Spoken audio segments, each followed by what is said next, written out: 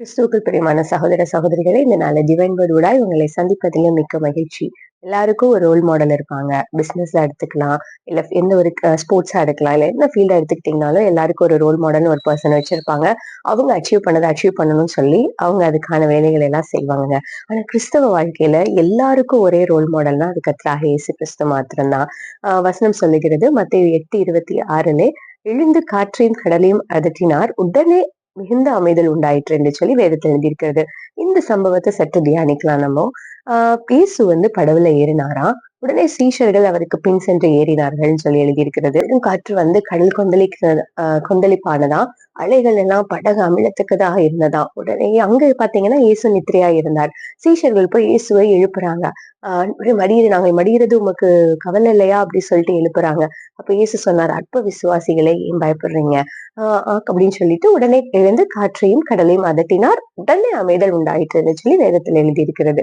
அதுக்கப்புறம் சீஷர்கள் எல்லாம் காற்றும் கடலும் இவர் கீழ்ப்படுகிறதை இவர் எப்படிப்பட்டவரோ என்று சொல்லி பேசிக்கொண்டாங்களாம். இந்த அதிகாரத்தின் தொடக்கத்துல பாத்தீங்க அப்படின்னு சொன்னா நிறைய அற்புதங்கள் ஆண்டவர் பண்ணியிருக்காரு. அதையெல்லாம் பார்த்த சீஷர்கள் தான் இயேசுவுக்கு பின் சென்று அந்த படகுல ஏறினாங்களாங்க. நீங்களும் ஆண்டவரை ஃபாலோ பண்றீங்க அப்படின்னு சொன்னா அவர் நித்திரையா இருந்தாருன்னா நீங்களும் நித்திரையா இருப்பீங்க. உங்களுக்கு அந்த காற்று கடலு கொந்தளிப்பு எதுவும் உங்களுடைய காதுல கூட உங்களுடைய சிந்தனையில கூட அது வந்திருக்காது. உங்களுடைய பிரச்சனைகள் வராது.